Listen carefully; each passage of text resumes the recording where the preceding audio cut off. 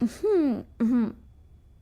16 months ago, my ex-partner and the mother of my two children was involved in a road traffic accident and was tragically killed along with her two children, my boy's brother and sister. And from that point, just the boys and I have had to deal with that. Very common feeling for children is anger, or rage even, that this has happened, that someone's done that, that somebody has left them and gone away and they feel let down by that person. It's also very common for children to feel guilty, and many, many young children believe that they've done something, said something or done something or thought something even that's caused that person to die. And it's really, really important to keep reassuring them that that's not the case. Nothing that they've said or done could have caused that person to die. It was very difficult for me because I expected very dramatic reactions from my children and didn't get it really. They were obviously instantly very upset, but shortly afterwards were sort of more interested in going and playing. And that left me feeling quite confused, almost guilty.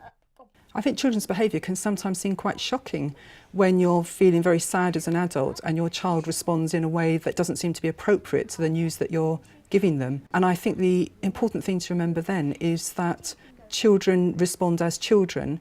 They also can't concentrate for too long and can't sometimes bear to hear difficult information that's given to them.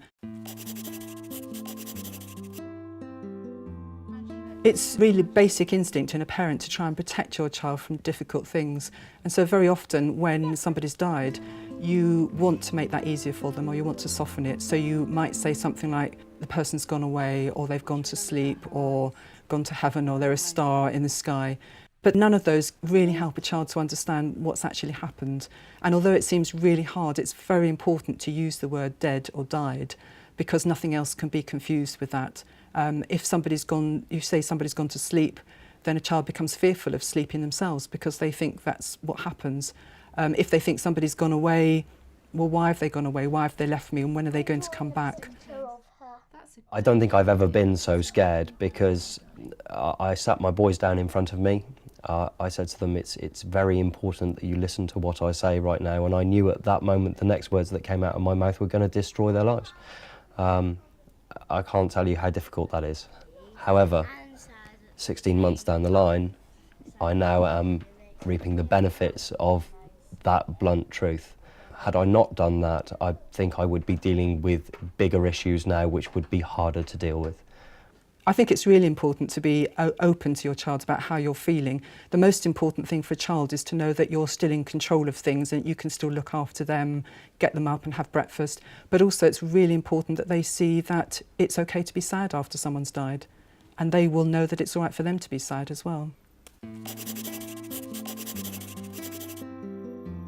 I felt I needed to be strong for my children. I felt I needed to show them that you know, life goes on and you know, we would be okay together as a unit and to be the figure that they could look up to.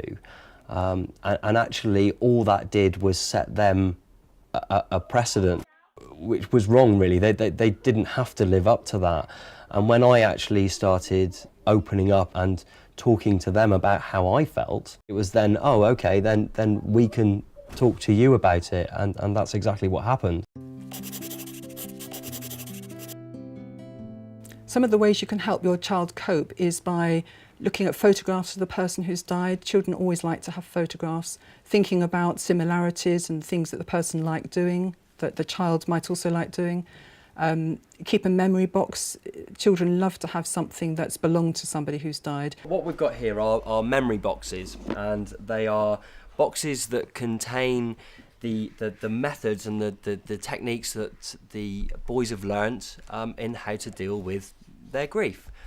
I like my box because there's lots of things what you can put in, what you like about your things about your mum and all that. Well, it reminds me of my mum, and then I kind of feel happy, but not really sad, and not really happy, but in the middle. Okay. it's sad that Mum's not around anymore, but also, you know, we have happy memories.